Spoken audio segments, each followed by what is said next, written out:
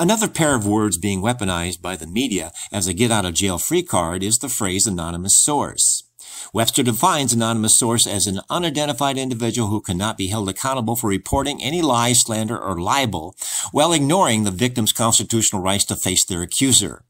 It's a license for journalists to destroy anyone. This weapon is more powerful than any explosive and can ruin anyone's life to the point where death would be welcome, with the victim becoming a martyr. Journalism is no longer taught in college as it is similar to majors in literature or creative writing. There is no need to have any sense of logic or critical analysis, much less not to mention morals. There is no need to have any ability to extrapolate conclusions that survives the filter of our core values of truth, fairness, sustainability, and integrity, much less know what these words actually mean. By using anonymous sources, the media becomes a tool of the totalitarian regime to propagandize any situation by spinning their story to satisfy the agenda of the deep state. These so-called journalists cannot have a conscience or a moral compass. It's a hindrance if they believe in a God or eternal life. Their existence is purely corporal, with their gratification coming from their colleagues who have similar values and beliefs. They can only look forward to being invited to the next party thrown by liberal elites in Washington, D.C., often at the expense of the taxpayer.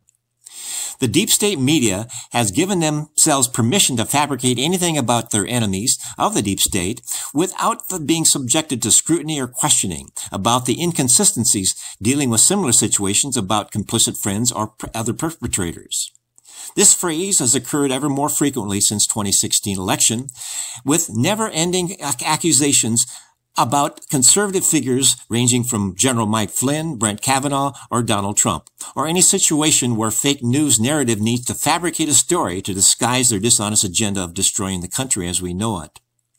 Our best defense against this deadly tactic is to stop listening to any so-called news from national broadcasting companies.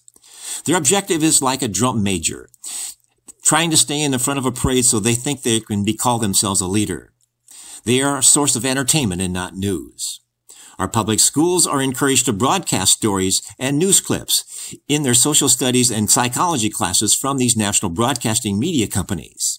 This makes the students more susceptible by teaching critical race theory, gender studies, and social justice. If the students are taught never to question what is being portrayed, the success of having these perverted concepts infect them is greatly increased. We are living in the best of times and the worst of times.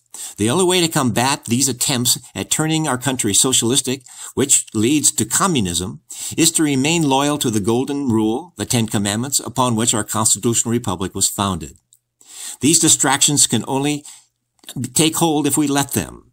We cannot let anyone violate our core values that undermines one nation, under God, indivisible, with liberty and justice for all.